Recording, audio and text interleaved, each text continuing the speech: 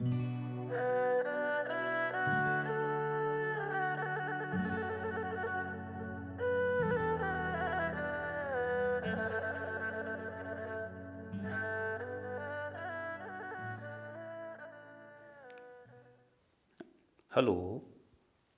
आज मैं एस के गौतम भारतीय इतिहास के अंतर्गत आचार्य फर्स्ट भोट इतिहास के तहत उनका जो दूसरा पेपर होता है उसका नाम है प्राचीन भारतीय इतिहास।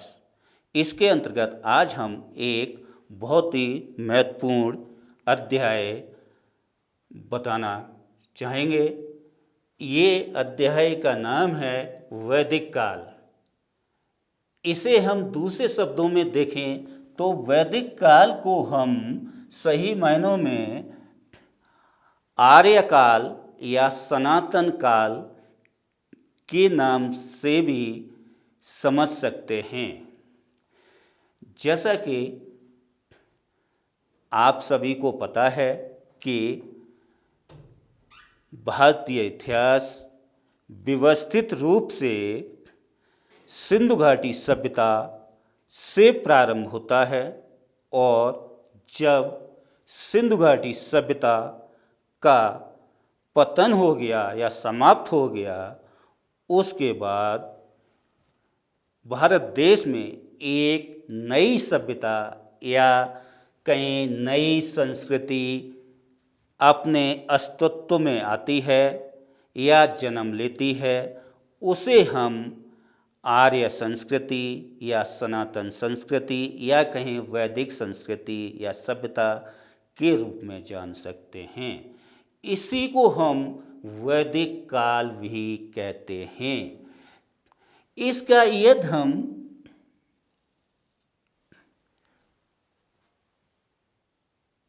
तारीख के हिसाब से देखें या डेट के हिसाब से देखें तो इसका काल या समय हमारे पुरातत्वविदों ने 1500 ईसा पूर्व से लेकर 1000 ईसा पूर्व के बीच रखा है। अर्थात हम ये कह सकते हैं कि वैदिक काल का समय 1500 ईसा पूर्व से लेकर 1000 ईसा पूर्व के बीच का है। अब हम आगे बढ़ने से पहले आपको ये बताएंगे कि वैदिक ये आखिर है क्या, मतलब ये शब्द आया कैसे। तो इसके लिए हम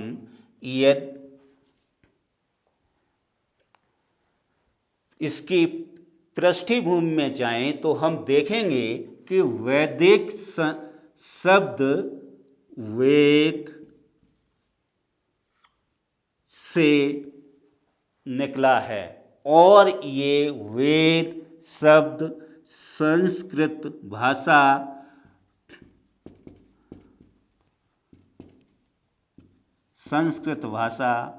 के शब्द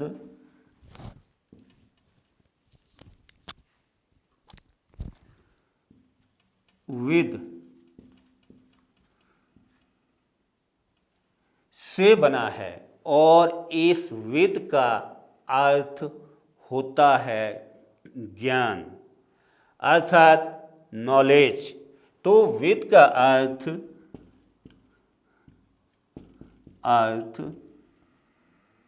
ज्ञान हुआ। ठीक है। अब हम इसी क्रम में आगे बढ़ते हैं। इसी वेद से वेद शब्द की उत्पत्ति हुई है, अर्थात संस्कृत भाषा के वेद शब्द से वेद शब्द निकला है। इसी क्रम में यदि हम आगे जाएंगे तो देखेंगे कि वेद से आगे हमारा जब समय के रूप में देखेंगे तो इसे हम वैदिक कहेंगे, अर्थात वे आपका संस्कृत भाषा का शब्द जो वेद था, इसका अर्थ होता है ज्ञान, और इससे वेद शब्द की उत्पत्ति हुई। और काल के हिसाब से रखेंगे तो इसे हम वैदिक काल के रूप में जान सकते हैं। यहाँ पर उल्लेखनीय तथ्य यह है कि वेद का अर्थ आज के समय में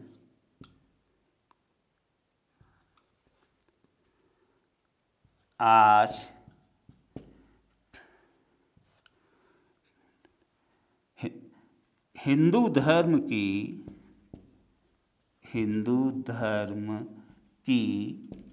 प्राचीन तथा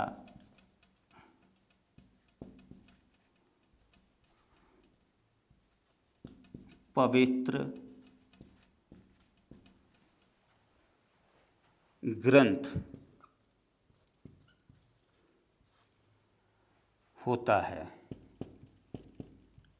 अर्थात वेद का अर्थ आज हम देखेंगे तो इसका हिंदू धर्म या सनातन धर्म की प्राचीन तथा पवित्र पुस्तक का नाम, या प्राचीन को हम सबसे अधिक पुराने शब्द भी लिख सकते हैं, या प्राचीनतम हम बोल सकते हैं। अर्थात वेद का मतलब एक पवित्र पुस्तक हुई। तो यहाँ हम आगे बढ़ने से पहले बताएंगे कि वेद अर्थात वेदों की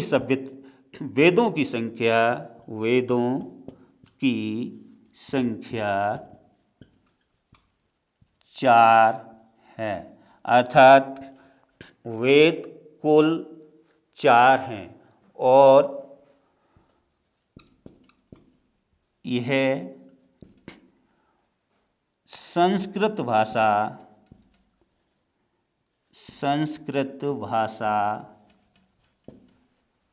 में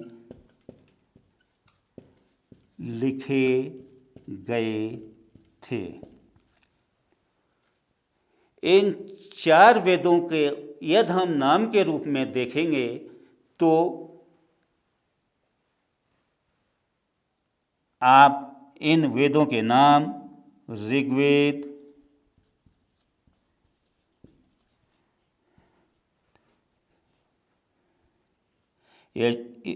यजुर्वेद,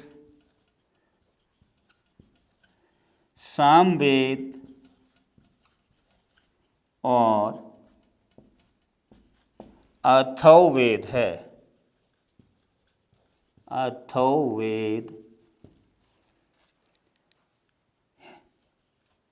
अर्थात इन वेदों की संख्या 4 है, और इन्हें जो नाम हैं या जिन नाम से रूप में जानते हैं वो हम ऋग्वेद, अर्थात ये सबसे प्राचीन वेद है, और दूसरा वेद यजुर्वेद है, तीसरा वेद सामवेद, और चौथा तथा अंतिम वेद को हम अथर्ववेद के रूप में जानते हैं।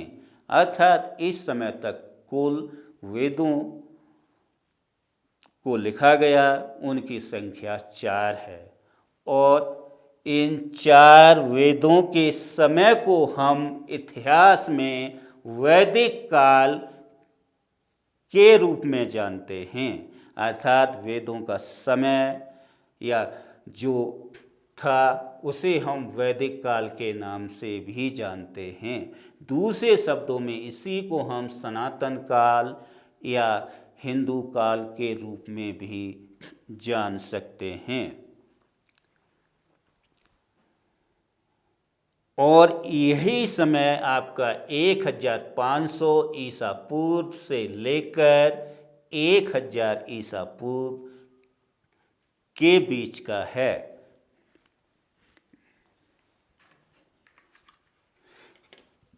यदि हम इस वैदिक काल का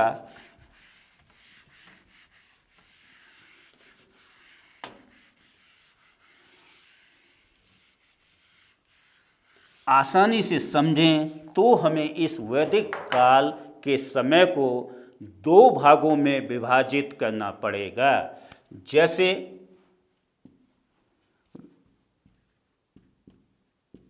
ऋग्वेद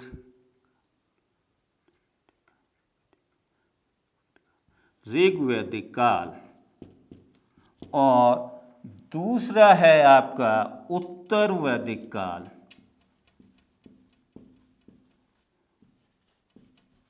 ओके, ऋग्वैदिक काल और उत्तर वैदिक काल, इसका समय है आपका 1500 से लेकर 1000 ईसा पूर्व।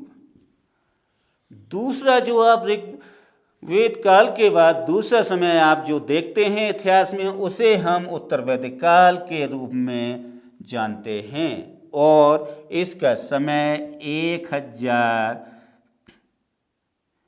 से लेकर 600 या 600 ईसा पूर्व के बीच में समय हम पाते हैं। यहाँ पर विशेष उल्लेखनीय तथ्य यह है कि कहीं कहीं कुछ इतिहासकार उत्तर वैदिक काल का समय 900 ईसा पूर्व से लेकर 600 ईसा पूर्व के बीच भी रखते हैं, परंतु अधिकतर इतिहासकार उत्तर वैदिक काल का समय 1000 ईसा पूर्व से लेकर 600 ईसा पूर्व के बीच ही मानते हैं। यहाँ पर हम अब ऋग्वेद काल क्या था और इस काल की मुख्य विशेषताएं क्या थीं, जिनमें आप देखेंगे सामाजिक दशा, सोशल कंडीशन, आर्थिक दशा या इकोनॉमिक कंडीशन, रिलीजियस कंडीशन जिसे हम धार्मिक दशा कहते हैं, और पॉलिटिकल कंडीशन राजनीतिक दशा के रूप में भी हम इसका अध्ययन करेंगे इस काल में कि ये काल में ऋग्वेद काल में सामाजिक दशा कैसी थी, राजनीतिक दशा कैसी थी, धार्मिक दशा कैसी थी और आपकी आर्थिक दशा कैसी थी। तो यहाँ हम इन चारों दशाओं पर प्रकाश डालने से पहले हम आपको ऋग्वेद काल के संक्षेप में कुछ मूलभूत विशेषताएं बताएंगे। ऋग्वेद काल ये प्राचीनतम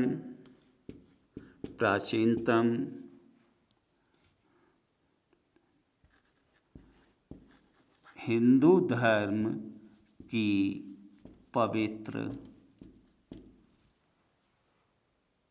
पुस्तक है। अर्थात हिंदू धर्म की कैसी पुस्तक है ये?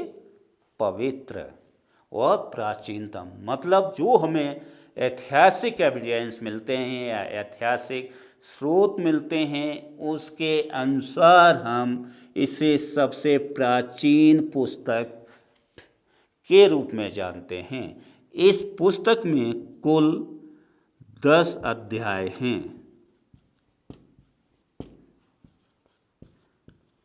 अर्थात ऋग्वेद काल में हम कुल 10 अध्याय देखते हैं और ये 10 के 10 अध्याय संस्कृत भाषा में लिखे गए। अर्थात भाषा कौन सी थी? संस्कृत भाषा। ओके, अब आप यहाँ ये देखेंगे कि 10 अध्याय में हम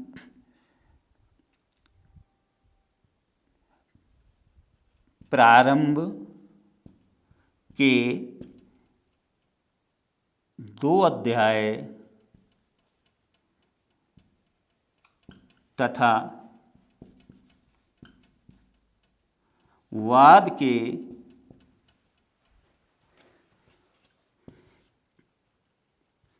3 अध्याय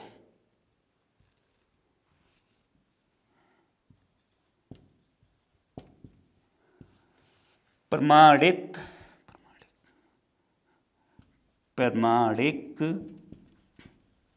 नहीं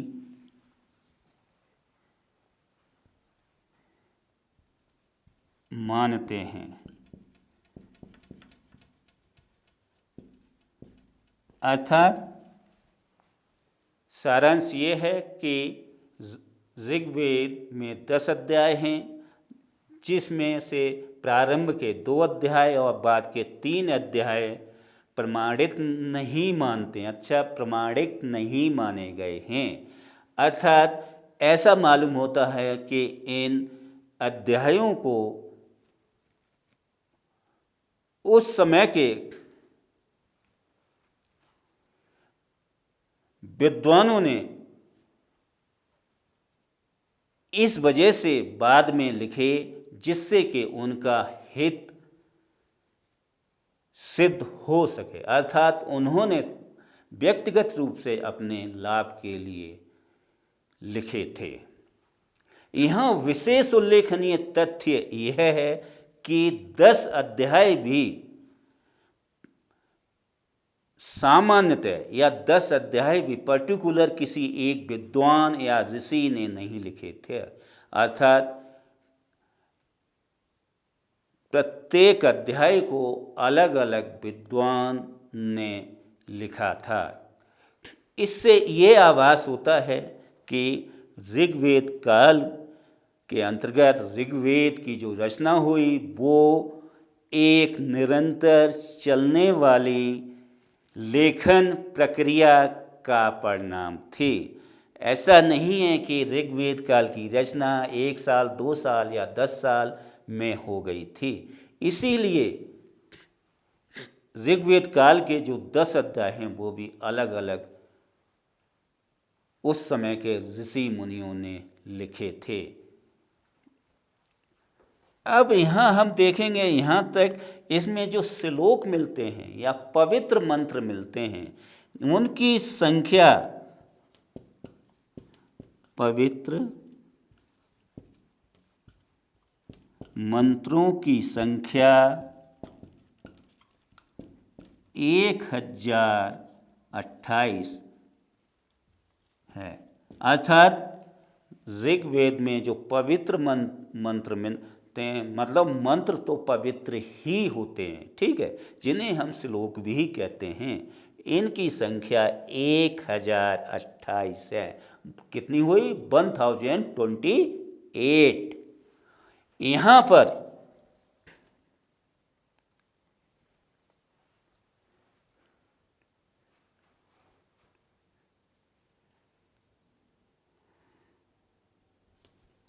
कुछ मंत्र या श्लोक बाद में जोड़े गए।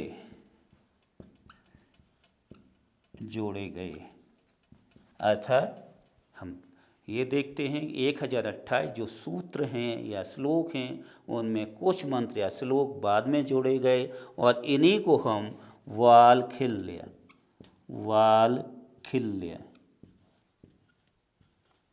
श्लोक के रूप में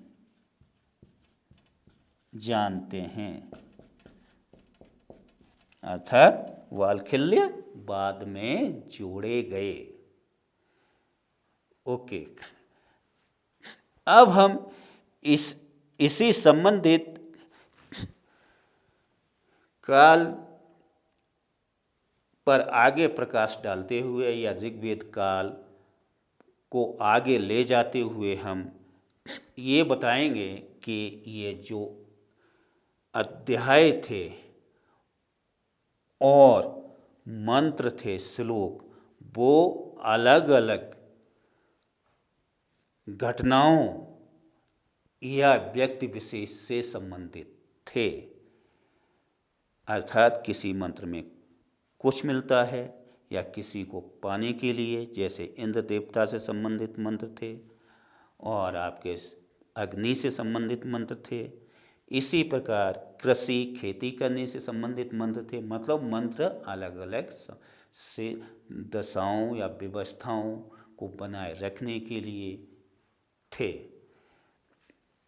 यहाँ पर इस वैदिक सभ्यता या वैदिक काल के अंतर्गत जो लोग थे उन्हें हम आर्य लोग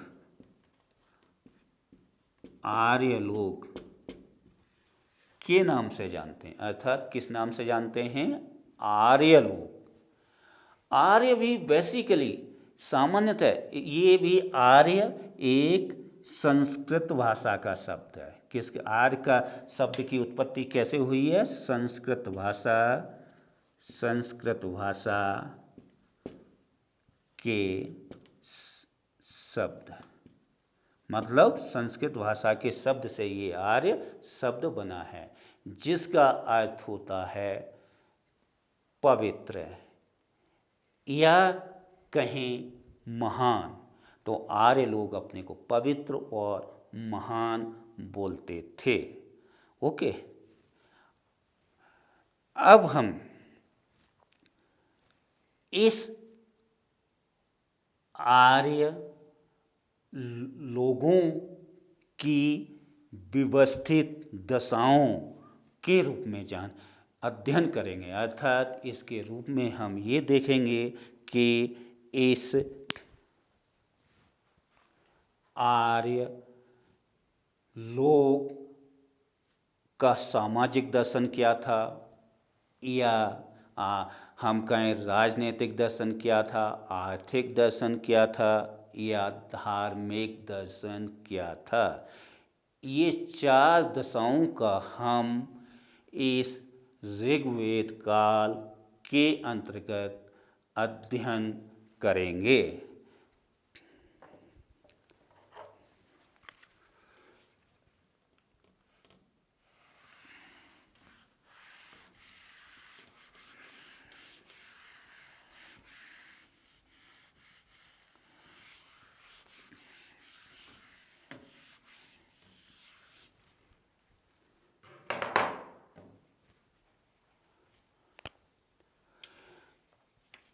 हम यहाँ पर ये बताना चाहेंगे कि ये आर्य कौन थे। ठीक, अर्थात इनका निवास स्थान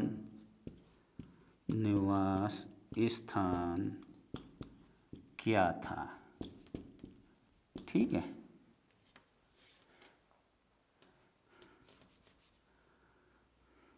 यहाँ हम ये आगे बढ़ने से पहले, मतलब आर्य लोगों की या वैदिक काल के लोगों की सामाजिक दशा, आर्थिक दशा, राजनीतिक दशा और धार्मिक दशा पर प्रकाश डालने से पहले ये आर्य कंसेप्ट के रूप में थोड़ा हम बताना चाहेंगे। तो आर्य लोग, जैसे कि हमने कहा कि आर्य संस्कृत भाषा के शब्द से निकला है और इनका निवास स्थान क्या था।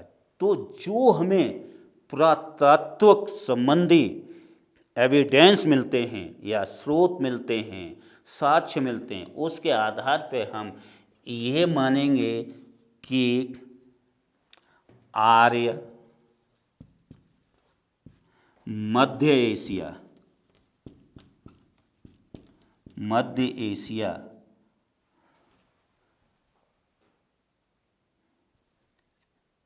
कैस्पियन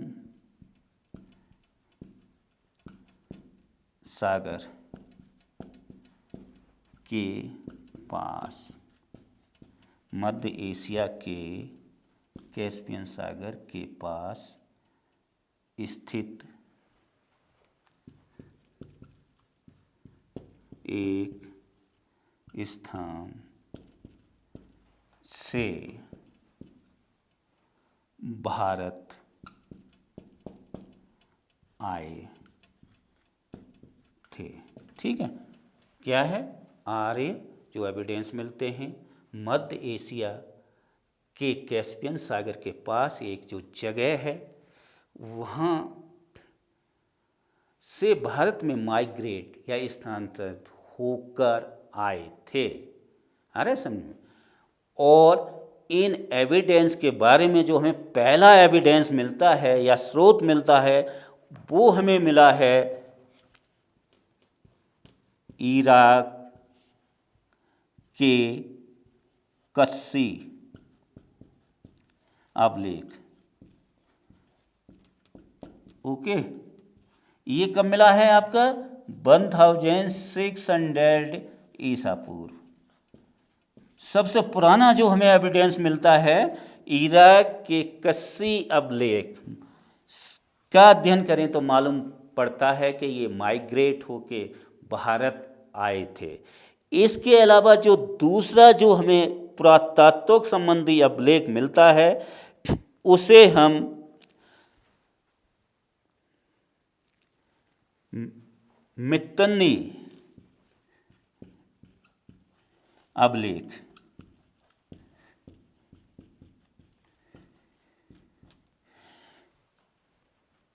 के रूप में जानते हैं। मतलब ये कौन सा अभिलेख था? मित्तनी अभिलेख। यहाँ से भी हमें आर्यों की भारत में आने की स्थिति का पता चलता है और इसका जो समय है आपका 1400 ईसा पूर्व, मतलब 1400 ईसा पूर्व के बीच में जो हमें एविडेंस मिला है, सच मिला है, उसे मित्तनी अभिलेख के रूप में जानते हैं। इनका अध्ययन करने से हमें पता चलता है कि आर्य लोग मध्य एशिया में स्थित कैस्पियन सागर के पास मौजूद एक जगह से भारत देश के उत्तर पश्चिम दिशा से अंदर आए थे। मतलब भारत देश में जो इन्होंने प्रवेश किया वो भारत देश की उत्तर पश्चिम दिशा थी।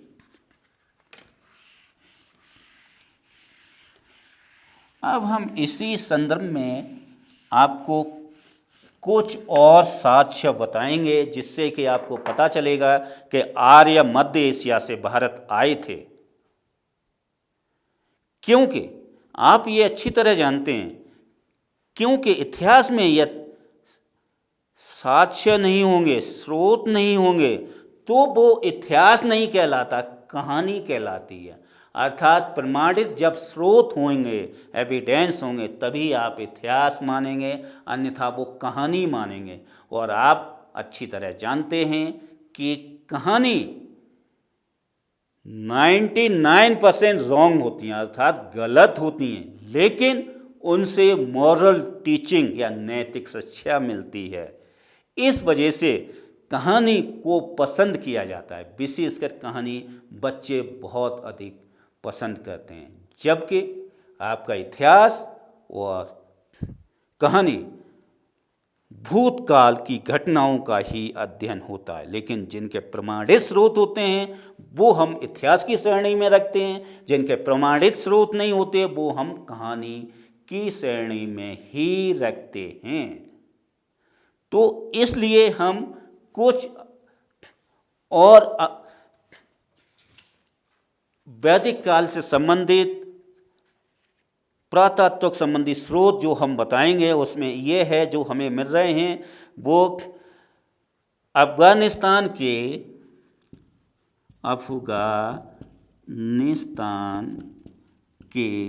बोलन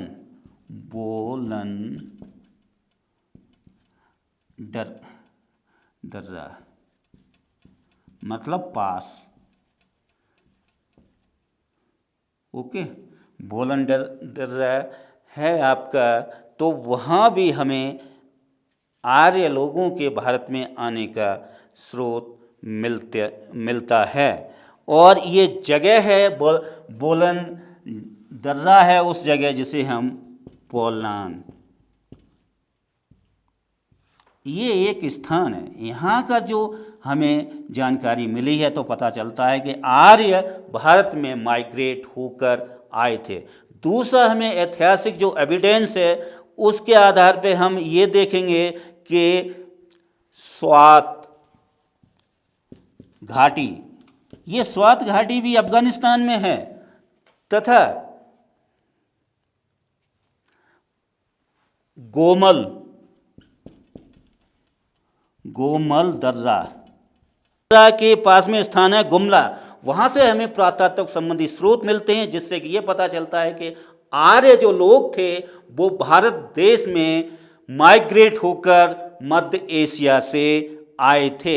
इसके अंतर्गत हम आगे कुछ ऐसे साहित्यिक संबंधी स्रोत बताएंगे जिससे कि पता चलेगा आर्य भारत के मूल निवासी नहीं थे, बल्कि वो बाहर से आए थे।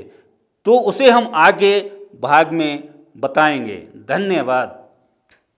एक के बाद अब हम इसके साहित्यिक संबंधी स्रोत के बारे में बताएंगे, जिससे कि आपको पता चलेगा कि वैदिक लोग या आर्य लोग भारत के मूल निवासी नहीं थे, बल्कि ये मध्य एशिया के कैस्पियन सागर के पास मौजूद एक जगह के निवासी थे और भारत में ये आए थे और भारत में इन्होंने उत्तर पश्चिम सीमा से प्रवेश किया था। तो इसके अंतर्गत आप जो साहित्यिक संबंधी स्रोत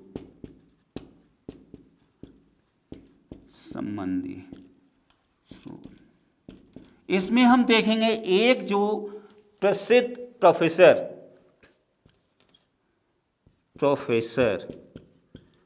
आर.एस. शर्मा,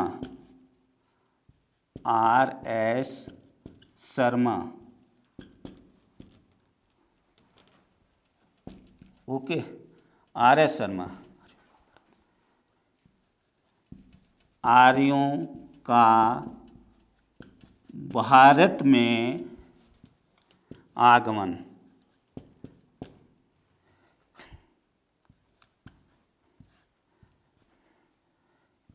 दिल्ली।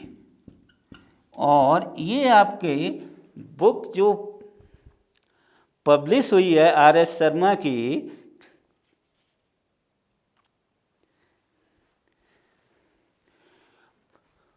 वो आपकी 2000, मतलब जो प्रोफेसर आर.एस. शर्मा जो अभी नहीं है, वो एक गंभीर शोध के माध्यम से इस निष्कर्ष पर पहुंचते हैं कि आर्य भारत के मूल निवासी नहीं थे। और इन्होंने एक जो पुस्तक लिखी थी, छोटी सी पुस्तक है, उसमें का नाम है हिंदी में आर्यों का भारत में आगमन। और इस पुस्तक को दिल्ली विश्वविद्यालय या यूनिवर्सिटी ऑफ दिल्ली के पब्लिकेशन ने 2000 ईस्वी में प्रकाशित किया था। इसी पुस्तक को इंग्लिश में आर्यन अराइजिंग इन इंडिया के रूप में हम जानते हैं। ये आपका शायद, और ये प्रोफेसर इमर्टस थे, मतलब आजीवन प्रोफेसर। कुछ रिटायर्ड हो जाते हैं तो उनमें से ये नहीं थे। और प्रोफेसर इमर्टस सामान्यतः उन्हीं लोगों को बनाया जाता है जिनका शैक्षणिक संबंधित कार्य बहुत ही ज़्यादा उच्च कोटि का हो, उनको ही बनाया जाता है। तो ये था आपका साहित्यिक संबंधी एक स्रोत। दूसरा जो आपका इम्पोर्टेंट जो स्रोत होता है, वो एक पुस्तक लिखी है आपकी, वो एक रिव्यू आया था, उसका नाम है Indian historical review, Indian historical review number 21, संख्या 1 और 2। और इसका जो प्रकाशन था वो था आपका जुलाई 94-95। जो आपका इंडियन हिस्टोरिकल रिव्यू एक निकला, वो ICHR द्वारा निकाला गया, अर्थात भारत के इतिहास लेखन की एक प्रमुख सरकारी संस्था है। उसमें ये दिखाया गया जो आर्य थे या वैदिक लोग थे, वो भारत देश के मूल निवासी नहीं थे और ये मध्य एशिया से ही भारत देश में आए थे। इसके अलावा एक हम और साहित्यिक संबंधी स्रोत में आपको बताएंगे कि आर्य वास्तव में कहाँ के थे। इसके अंतर्गत आपने एक जो इतिहास में नाम सुना होगा, मैक्स मूलर। मैक्स मूलर ये बेसिकली ब्रिटिशर था। क्या था? ब्रिटिशर, इंग्लैंड का निवासी था और ये ईस्ट इंडिया कंपनी के समय में भारत में आया था। अर्थात जब भारत में ईस्ट इंडिया कंपनी का रूल था तब भारत में ये अध्ययन करने के लिए आया था। तो और ये कौन था? आपका गंभीर शोधार्थी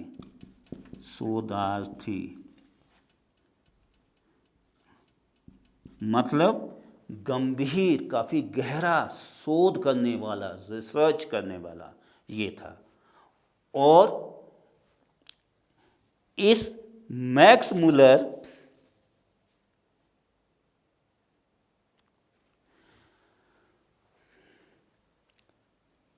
गंभीर शोधार्थी था और कहाँ का था? इसका अध्ययन कहाँ का था? ऑक्सफोर्ड यूनिवर्सिटी, ऑक्सफोर्ड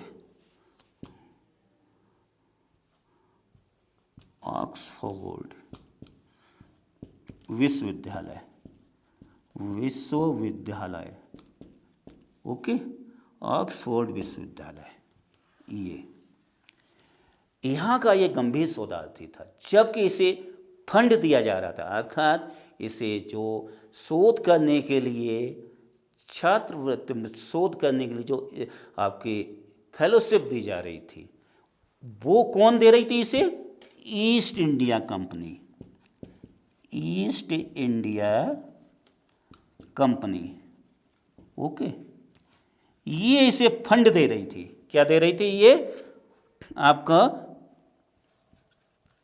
फंड, मतलब इसे फेलो दे रही थी, छात्रवृत्ति या कहें आपका फेलोशिप बोलेंगे, वो उसे शोध। तो इसने संस्कृत भाषा का भी भारत में आके अध्ययन किया और गंभीर शोध के माध्यम से ये बताया कि जो आर्य का ओरिजिन था वो सेंट्रल एशिया के पास स्थित या मध्य एशिया के पास स्थित कैस्पियन सागर के पास मौजूद एक जगह से था और भारत देश में ये माइग्रेट होकर आए थे।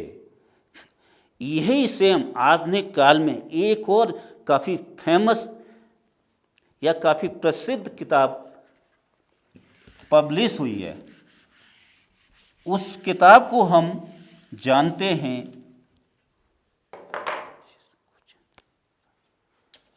वैदिक पीपल,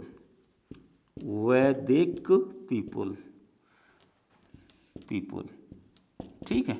वैदिक पीपल जो किताब लिखने वाले हैं आपके राजेश खोचर,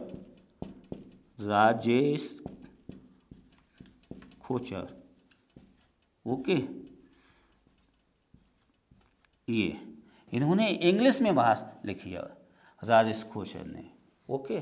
और इन्होंने इस किताब में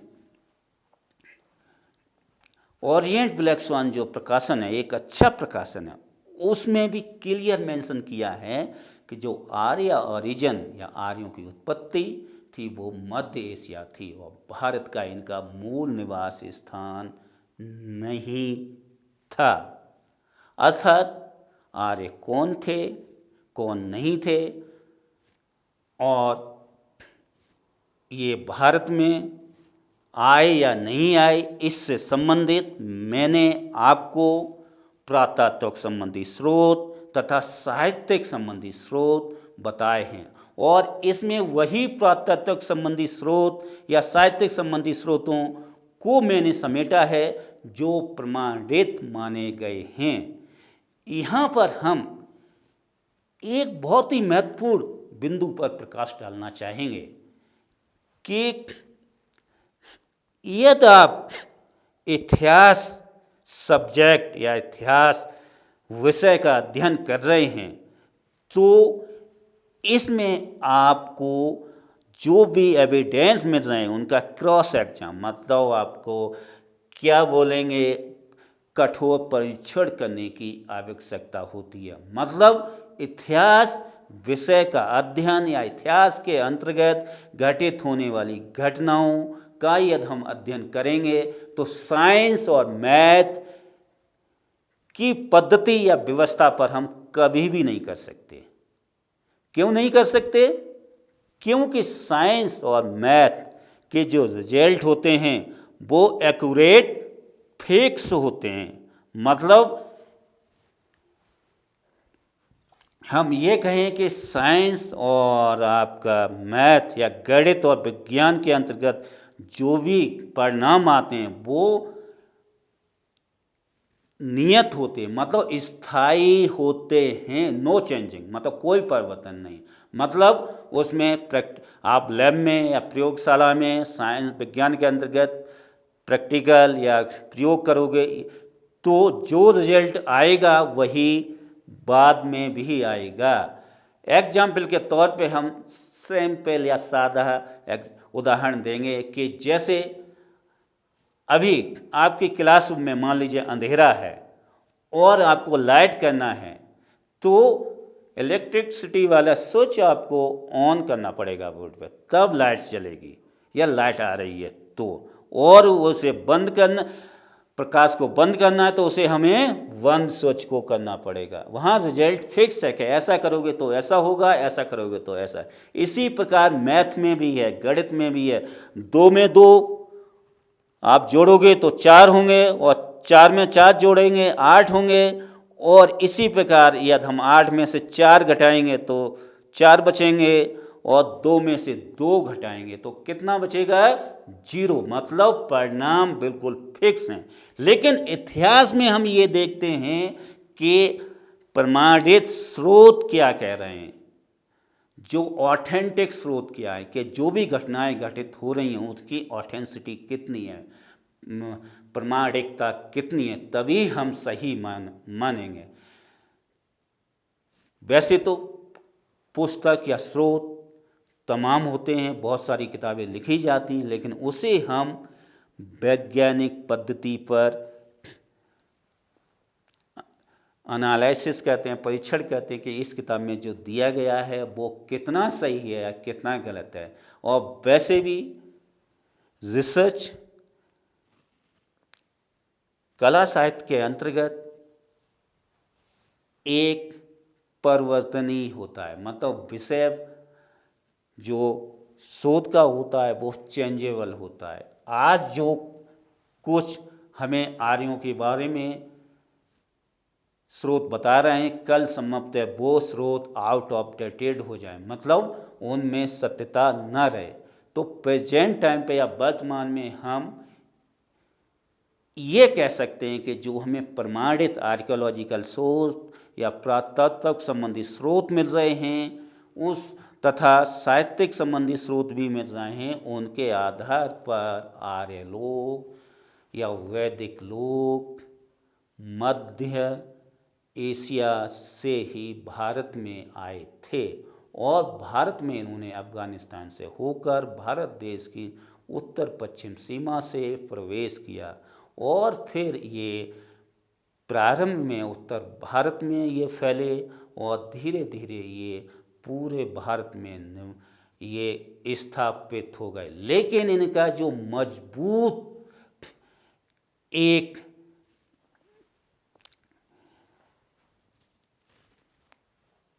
संगठन था या मजबूत इनका जो स्थापना थी, जिस क्षेत्र में ये ज़्यादा व्यवस्थित ढंग से फैले वो उत्तर भारत ही था। दक्षिण भारत में ये बाद में पहुँचे, अर्थात इन्होंने अपने निवास स्थान उत्तर भारत में व्यवस्थित रूप से बनाए थे। ओके, तो ये था आपका वैदिक काल के अंतर्गत ऋग्वेद काल और ऋग्वेद काल के अंतर्गत आपके वैदिक लोग या आर्य लोग। ठीक, अब हम इसी ऋग्वेद काल के अंतर्गत आगे बढ़ते हैं और इसके तहत हम इन वैदिक लोगों या आर्य लोगों के अलग अलग दर्शन का अध्ययन करेंगे, मतलब अलग अलग दशाओं का। तो यहाँ आप ऐसे हेडिंग डाल सकते हैं,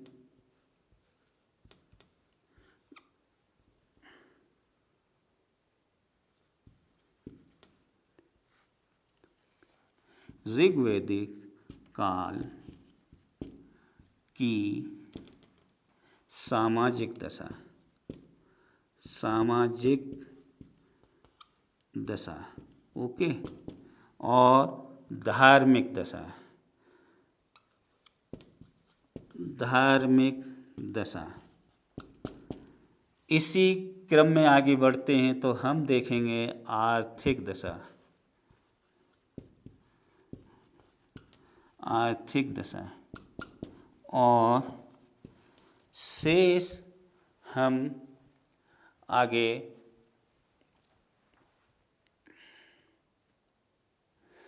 एक और भाग बचा है जो सामाजिक, धार्मिक, आर्थिक के बाद एक है राजनीतिक दशा,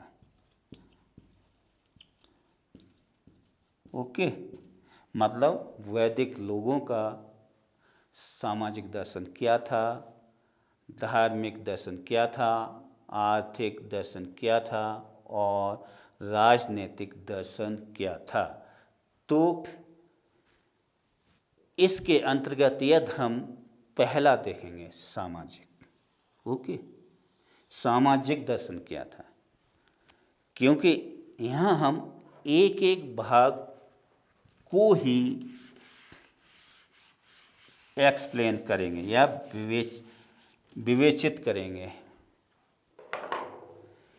इसके अंतर्गत जो सामाजिक दशा के अंतर्गत ये था कि ये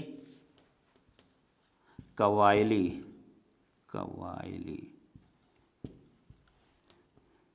जनजाति लोग,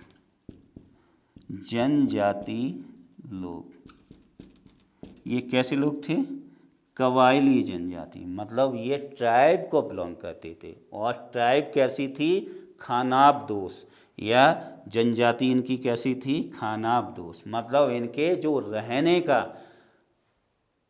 स्थान निश्चित नहीं था, मतलब पशुओं को चराते थे, एक स्थान से दूसरे स्थान तक जाते थे और अपना जीवन यापन करते थे। आ रहा समझ में, ओके। तो कबायली जनजाति के, ओके।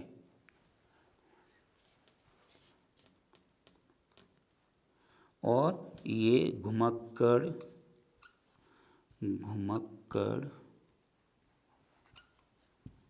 स्वभाव, कैसे घुमक्कड़ स्वभाव के थे, मतलब ये घूमते रहते थे। और एक और सामाजिक दशा के अंतर्गत जो इनकी जो विशेषता है वो हम यहाँ देखेंगे कि इस कबायली जो परिवार था इसके अंतर्गत हम देखेंगे ये है कि यहाँ जो समाज था पितृ प्रधान समाज था। कौन सा समाज था, पितृ प्रधान समाज। कैसा था इनका, पितृ प्रधान, मतलब समाज में जो मुख्य भूमिका होती थी वो किसकी होती थी, पुरुष की होती थी। मतलब घर का जो मुखिया कौन होता था, घर का मुखिया पिता होता था या दादा होता था या उससे भी आगे कहीं तो बाबा होते थे। और इसके उलट आप इससे पहले की सभ्यता सिंधु घाटी सभ्यता थी, वहाँ आप देखेंगे कि वहाँ मातृ प्रधान समाज था, मतलब वहाँ फीमेल या महिला या स्त्री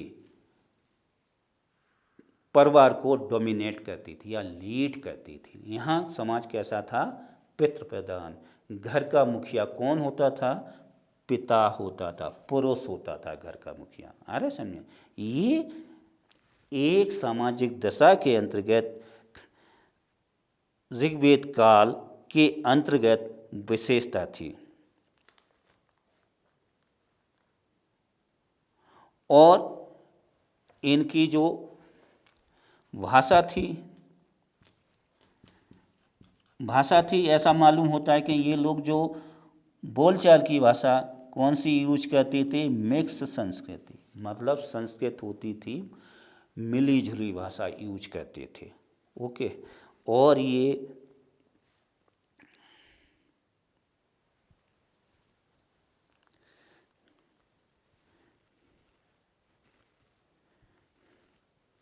और कबीले का जो अर्थ मिलता है ऋग्वेद काल में, उसे हम विष के नाम से जानते हैं।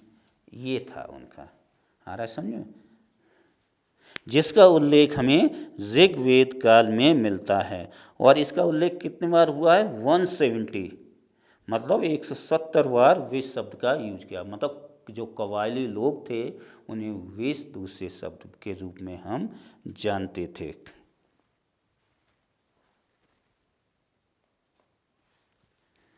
यहाँ पर इसी सामाजिक दशा के अंतर्गत हम देखेंगे कि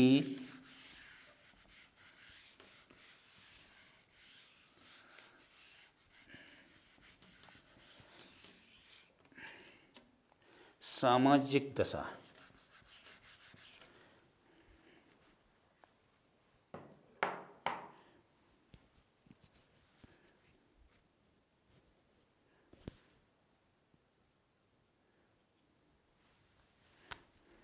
सामाजिक दशा के अंतर्गत एक जो बहुत महत्वपूर्ण विशेषता थी वो ये थी वर्ण व्यवस्था। व्यवस्था देखिए, वर्ण व्यवस्था, वर्ण में से एक आपका क्या हो गया? क्लास, जिसे हम वर्ग के रूप में भी जानते हैं। ठीक है। वर्ण व्यवस्था, उस समय वर्ण क्या थे? रंग के आधार पर भी रखे गए थे कि इसका गोरा है, ये थोड़ा कम गोरा है। और धीरे धीरे उनका जो भी था कार्य का विभाजन था। वर्ण व्यवस्था कैसे हुई थी? ये जो पहले तो हम बताएंगे वर्ण कितने थे आपके उस समय? 3 वर्ण थे। फर्स्ट ब्राह्मण, दूसरा क्षत्रिय, और तीसरा था जिसे हम वैश्य के रूप में जानते हैं। मतलब उस समय 3 ही वर्ण थे।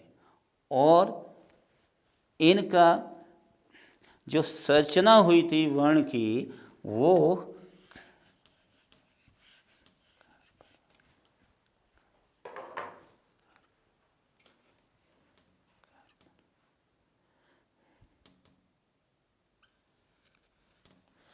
कार्य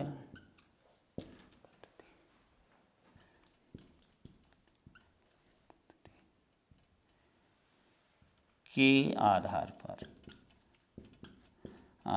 पर ये 3 वर्ण बने। मतलब जो ऋग्वेद काल में वर्ण बने थे या समाज में का जो विभाजन हुआ था वो कैसे हुआ था? कार्य का विभाग, कार्य के आधार पर। उदाहरण के रूप में ब्राह्मण का काम था विद्या अध्ययन करना, यज्ञ करना और दूसरों को विद्या देना, मतलब टीचिंग देना। क्षत्रिय का क्या था कि कहीं कुछ हो जाए तो उसकी रक्षा करना, मतलब युद्ध करना। वैश्य का मतलब व्यापार करना। आ रहा है समझ? तीनों के अलग अलग थे, कार्य विभाजन थे, मतलब अलग अलग कार्य थे। लेकिन इसका स्थान पहला है, इसका दूसरा, ये तीसरा है। लेकिन ये कार्य के आधार पर एक वर्ण से दूसरे वर्ण में आसानी से जा सकता था। अर्थात मान लीजिए ब्राह्मण है, ये इस व्यवस्था के अनुसार नंबर टॉप पर है, फर्स्ट पर। लेकिन ये जो कार्य दिया है कि विद्याध्ययन करेगा, दूसरों को पढ़ाएगा और पूजा करेगा, लेकिन इसमें रुचि नहीं रखता है और बलशाली है, तो वो क्षत्रिय वर्ण में भी पहुंच सकता है। या फिर व्यापार करने में उसकी रुचि ज़्यादा है तो नंबर 3 में भी आ सकता है। इसी प्रकार वैश्य यदि ब्राह्मण वाले कार्य करना चाहता है तो आसानी से कर सकता है, और यही कंडीशन क्षत्रिय पर भी लागू होती थी। मतलब वर्ण व्यवस्था थी वो पूर्ण रूप से परिवर्तनीय थी। मतलब एक वर्ण दूसरे वर्ण में आसानी से परिवर्तित हो सकता था। आ रहा है समझ में? जो कि सामाजिक दर्शन की ऋग्वेद काल में ये सबसे बड़ी व्यवस्था या सबसे बड़ी विशेषता थी। क्योंकि आगे आप उत्तर वैदिक काल पढ़ेंगे सामाजिक दर्शन में तो वहाँ पाएंगे कि ये सब कुछ ऐसा नहीं था। वहाँ वर्ण व्यवस्था जाति आधार पर हो गई, मतलब जन्म पर आधारित हो गई। जन्म पर आधारित क्या थी वो हम उत्तर वैदिक काल में जब आगे पहुँचेंगे तब बताएंगे। यहाँ आप ये समझो कि सामाजिक दशा के अंतर्गत जो सोसाइटी का एक प्रमुख भाग था वो वर्ण व्यवस्था थी, और वर्ण की संख्या 3 थी उस समय, ब्राह्मण, क्षत्रिय और वैश्य, और तीनों के अलग अलग कार्य व्यवस्थित रूप से विभाजित किए गए थे। आ रहा है समझे? और इस कार्यों के आधार पर ऋग्वेद काल में व्यक्ति अपना वर्ण आसानी से परिवर्तित कर सकता था। इसके लिए कोई भी उस समय प्रतिबंध नहीं था।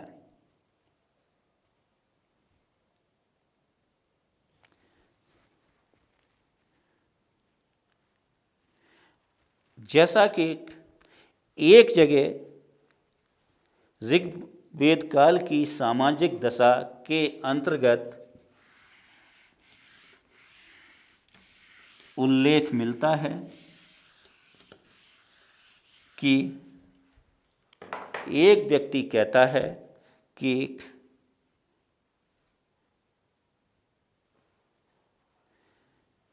मैं कवि हूँ, मैं कवि हूँ,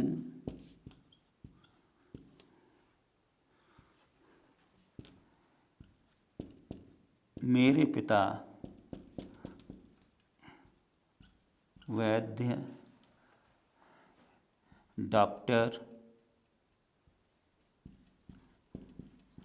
हैं और मेरी माँ चक्की पीसती है, मतलब जिससे आटा निकाला जाता है, पीसती है। ओके, इस सेंटेंस से बिल्कुल स्पष्ट है कि उस समय जो वर्ण व्यवस्था थी वो व्यवस्थित थी, लेकिन कार्य विभाजन पर आधारित थी। आज के समान नहीं थी, या उत्तर वैदिक काल के समान नहीं थी कि जो वर्ण होंगे वो जन्म पर आधारित ही होंगे। तो ये ऋग्वेद काल की सामाजिक दशा का सबसे बड़ा मूलभूत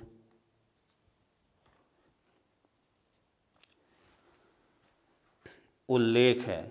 जहाँ तक चौथे वर्ण की बात है तो इस ऋग्वेद काल में चौथा वर्ण का हमें उल्लेख ही नहीं मिलता। केवल ऋग्वेद काल का जो अंतिम अध्याय है जिसे हम